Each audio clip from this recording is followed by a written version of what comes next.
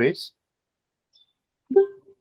So tell me, Sorelle, alors, you're going to start your, first of all, congratulations for being admitted to both INSEAD and IMD. What are going to be your plans for the next 4 weeks? The next 4 weeks, I'm preparing. I'm rounding up some stuff. I had already paid the PMP certification. It's a project management certification, agile related. So I'm quite preparing for it. What I want to say, what are you going to be to do in December? So now we have 5 weeks before you start MBA. I'm rounding up some exam. Okay. I'm rounding up some exam. I've already paid for it, so I have to write those exams. Once I finish, I just need to do the last preparation. Wait for the visa. Once I get the visa, I'll probably travel like end of December. Okay. And have you been already? Have you visited IMD, or it will be the first time that you visit Switzerland? No, I've not visited. I've not visited IMD. It will be the first time actually. And have you found a place to live, or not yet? Yes, you have the address where you live, or have you set up? Okay. Alors, basically, Sorelle, so can you please introduce yourself maybe to the students who are here today to listen to you? Okay, so good morning, everyone. Yeah. My name is Sorelle Janku. I am a mechanical engineer. I have close to 9 years working experience actually. I work for 2 companies. Hubert, which is an oil and gas company where I spent close to 5 years. Then I moved to Nestle where I also spent close to 5 years actually. Nestle, I'm working as a maintenance and improvement manager for the whole factory. So I'm currently leading a team of about 20 technicians actually. So generally, that's my background. I've had the opportunity through this job to work in different countries in Africa. Okay, very good. So tell me, so what is École Polytechnique in Yaoundé? Can you tell me more about this school? Polytechnique, it's an engineering school actually. It used to be like the best. Now the competition is quite huge, but it's like the old best engineering school in the country. Actually, to get admitted inside the school, the competition is quite huge. Actually, you need to be among the best to be able to succeed. To have a place in that school actually. And if you see most of the engineers from Polytech, generally when they go out of the country, they really stand out amongst the best, and most of them generally have this dream of going further in school, studying abroad, and proceed with an MBA as well. Okay. And tell me, so why have you decided to study? Why have you decided to study in Europe and not the US, for instance? Why Europe for an MBA and not the US? Actually, I didn't mention I'm also married, and my husband is currently in France.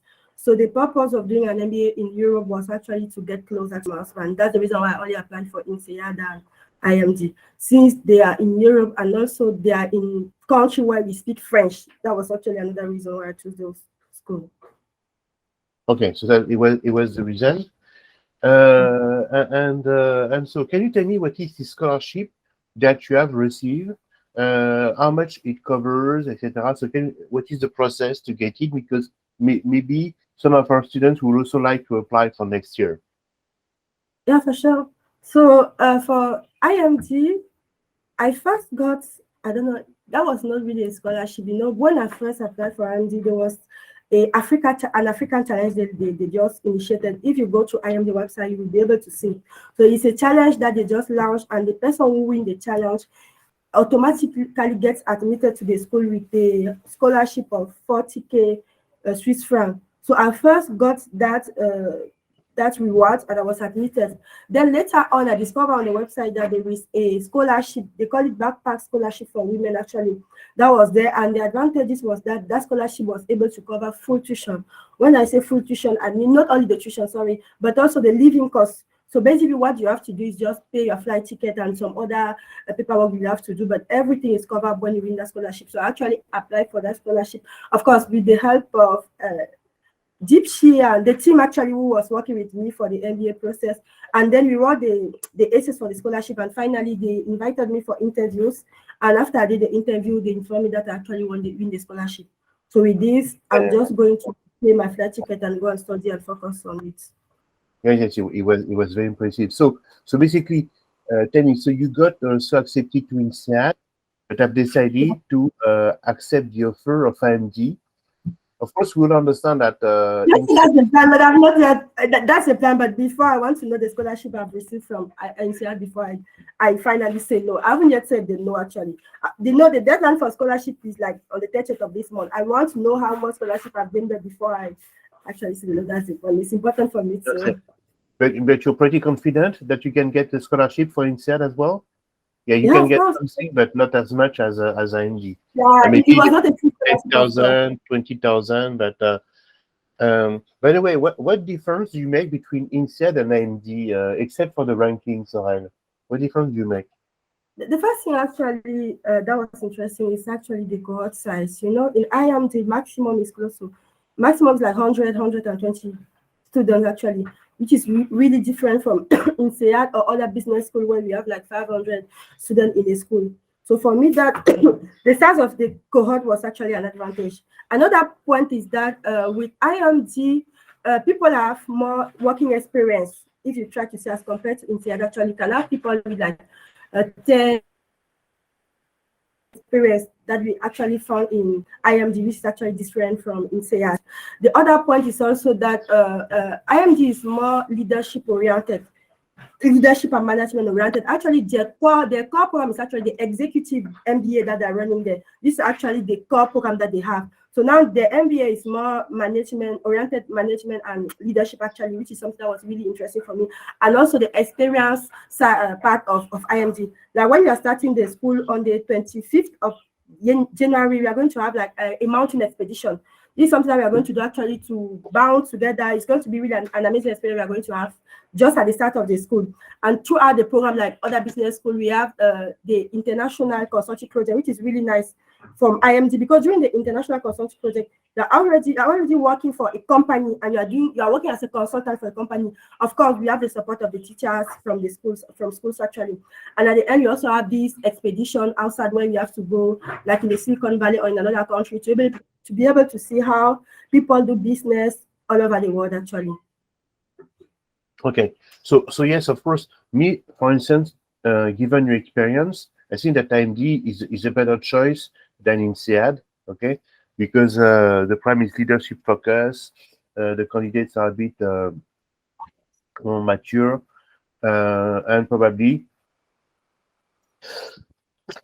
sorry, it would be a great place for you to study in Lausanne, because IMD is in the city center, and you may be disappointed by Fontainebleau. Yes, the only difference for IMD and INSEAD is, of course, INSEAD as a better ranking. Sorry, it's cold in my office. Sorry, and the question that I have now for you is, what brought you to do an MBA? Oh my God. Because you have very good experience, you have a pretty good job. Sorry, go ahead. Frankly speaking, I was hesitating before. The main reason why I was hesitating was because of the financial cost actually of the MBA. Because initially I was like, go and pay this huge amount of money to study. Guys, I already have a good job here. It's better for me to like stick to my job and have a good career, as the trend was actually good actually. But last year, I went on holidays in France and I had the opportunity to discuss with some friends actually. Hubert is also working with Hubert. So they were like, 6 months when he's in France, I was looking for a way for me to get closer to him. So I was like, either I go for a specialized master, who is actually less costly and easier for me to get admitted to, or I decide to take the hard way, which is going for an MBA. So after discussing with my friend, they were like, if you just do a master, a specialized master, you're wasting time and money, because with the salary you already have here in Cameroon, you're not getting really much here in France. So if you really want to boost your career and get more money, it's better for you to just sacrifice this year. You won't have to get the GMAT, and after that, all the door will be open to you. So that's the reason why, as soon as I came back from my annual leave, I just started preparing for the MBA, for the GMAT exam. Okay, so that's the thing. And tell me, Sorelle, today, I know that you can change, but what do you want to do with this MBA on a personal and professional level? my God. Like for now, I just want to go and study. And once Yeah. I finish, initially it will really depend. I'm like open to either I work in the industry, either I work for consulting. Actually, it's like once I go through the courses, where I try to see and try to analyze every different aspect actually. But then I'm actually open. Either I move to industry or I move to consulting. The advantage for me join consulting will be like in quite just like few years, 2 years, I'll be able to gather a lot of international exposure, a lot of experience out there. It's an advantage, but if not, I'm still open to move to industry or whatever. So you don't know yet, huh? Okay. No, I'm not 100%. So tell me, can you explain to the people watching us what is the process to apply for an MBA, and your piece of advice during the process or to complete the process successfully? Okay, actually, there are several steps to apply for an MBA. For me, the most difficult one is actually the GMAT exam. For me, that's once you get that one, the other one you can manage it actually. And don't forget that if you are working, you have to prepare for the GMAT with the huge, stressful working environment. For me, that was actually the hardest part actually. So the most important for me is that you just need to be able to be disciplined actually, have a good timetable and be very disciplined to stick to it actually, so that you are able to move actually to progress. Apart from the GMAT, you also have the English test, either the I or the TOEFL you have to write, and also you have to follow with your school so that you get your you get your exams, the result from your school actually. This is another step that's actually important. And throughout the process, once you finish like with the GMAT and all the tests, we need now to focus on the essays. And this is actually where I've really had the support from the MBA team actually on the essay part. Because initially you don't just know how to start. You don't really know, although you go and read what the school needs, what are the value from different schools. Sometimes you're just like, I don't know how to start. And what actually helped me is that I once did this kind of webinar where another student was explaining, and I just asked the question, how do we start writing the essay? And her answer was that just write something, send to the team, and then they will advise and we will move out from there. And this is exactly what I just did. So I just opened the different essay from different, so I just started writing. And what is important is that the essay has to be yourself. It really has to be personalized. So there's no need of you to like try to read another essay, try to see what other person that have been admitted got, because it will not be yourself that you're going to present, and what those schools want, they want to know you, your personality, your identity, because this is how you make the difference actually from the other people that have already been admitted. So basically, just follow the process, and of course, just stick to the timeline. Even with the MBA Center, you need to have a timeline that you have to do this, then you have to move like this. You need to have deadline to move on every step. They really helped in terms of the resume, the essays. They were really supportive, especially the team I had actually. Okay, and tell me, there's something that scares a bit students. It's the interviews. So when we prepare the INSEAD together, we have something called the Kira interview, which is a video interview. Okay, the first one. Yeah. And then we mentioned the motivation interview. So what is it to have an interview in front of a machine? You just need to be prepared. The first thing I say is that be prepared. That's the advantage, because it enables you to prepare yourself. We have the possibility to just go on inside that website, choose question, like practice as if you were actually doing the real exam. It's really important, because if you're not prepared, you will have a question, you just have to think and answer will be lost, and you cannot do it twice actually. The first thing, just be prepared, and of course when you do the preparation, there is this step that Dr. Hubert, like, do it with him and let him give you the okay, you can proceed before you go actually, because if not, you go and fail you on your own actually. So it's important as well. Okay, so it's very good, and tell me, so that's very good. And then you have the motivation interview. So what is the motivation interview at IMD, and then what is the motivation interview at INSEAD? Are they really different?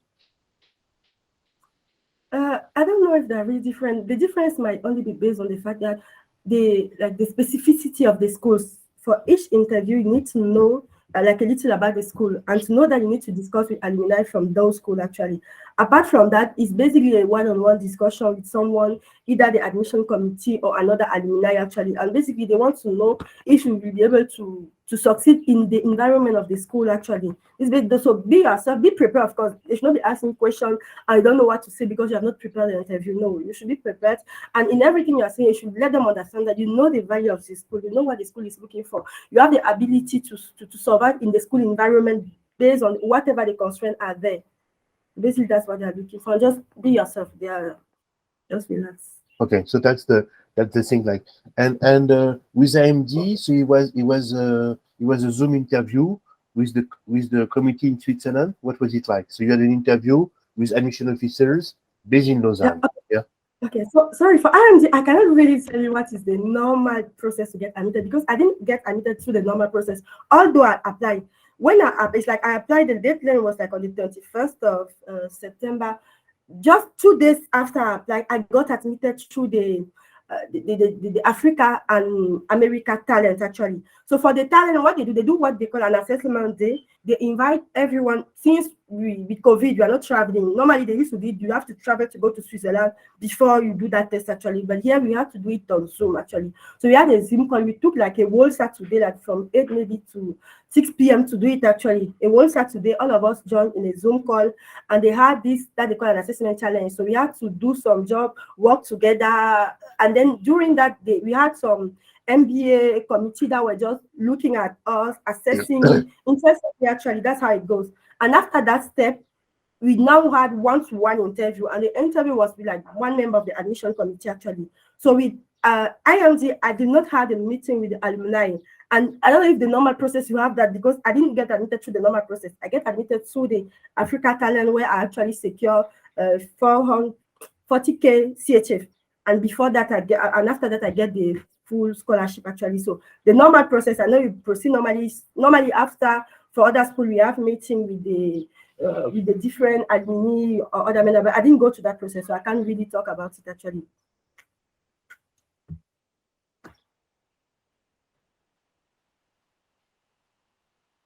Okay. And for the did you meet alumni? Yes, of course, I had alumni. You had meeting with alumni, and you had what? Yes, that was the case. I had two interviews. Like they used to say, one is with a younger alumni and one is with another alumni. Both the alumni I had interview with were Nigerians actually. One who had like 4 or 5 years working experience post INSEAD, and the lady, she had like 15 years working experience post INSEAD. So it was really interesting to discuss with them, because first this enabled me to have the opportunity to discuss with them, like also trying to know what are their post MBA success story. I needed to know it actually, because the trick with an interview is that they are not only interviewing me too, I'm interviewing them. I want to know that post the school the results are really great, not like what we see in the reviews and everything. So it was really an exchange session, and like I said, it was important for you to know like the value of the school, because they actually ask this question. For example, for INSEAD, since they know that you really had to work under pressure, you have a lot of things to do. One of the interviewers was really keen on that question. Like, show me how you can, tell me a story where you had to work under pressure, how you manage with it. They really want to know if you can survive in such an environment, because that's what you need to survive actually. Okay, so it's a very good thing to do. Alors basically, Sorelle, so what are the piece of advice you would give to someone? Especially someone coming from Africa, because of course the issue is financing.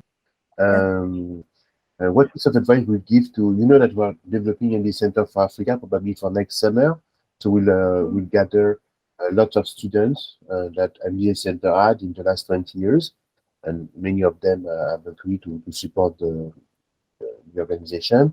What piece of advice would you give to Africans who are like you, hesitating in the cost, the level of English that is required? What would you tell them? I'll be a little, how can I say it? I will not generalize to Africa, because in MBA schools, sorry if they're Nigerians and Ghanaians, but they're almost there. Like Nigerian, I don't think they really need advice, because they actually do this MBA a lot actually, but which is actually important. Me, I would like to focus basically on French speaking country in Africa, because that's actually what is rare for us to proceed to MBA. I think the first reason is that language is really a barrier. Because if you don't know English, it's going to be really difficult actually to go for the GMAT and all the other texts, since the school is actually in English.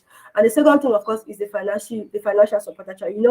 With the rate of salary we have in Africa is really difficult, and it's even like like very courageous actually to decide to go for an MBA. What I would actually advise is that don't just be looking. They told me that it's not as if they didn't tell me that.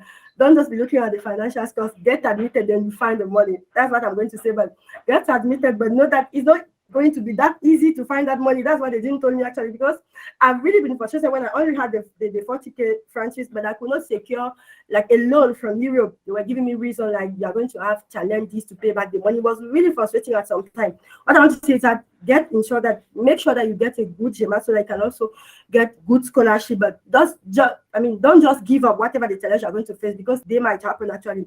So it's good if you can prepare enough time so that you can make some saving, but then once you get admitted, you really need to knock at every door to find that way to get that money. And then at the end, I finally got the money, but I already had the full time for that, the full scholarship actually. So it's not going to be easy, but there is always a way for you to get that money actually. And what you can think of is actually the return on investment. Don't just be looking at it as a barrier that if you invest such a huge amount of money, what's going to happen? Like trust the process, work hard, go to the MBA school and find the way to get good results and secure a good job. With that, you will be able to actually refund the money. And from what I saw from the loan offer I received, they enable you to have like an easy plan to refund the money. It's not as if you just pay everything at once. No, the way they just divide it is for example, it's possible actually for you to pay back that loan without necessarily feeling the huge pressure.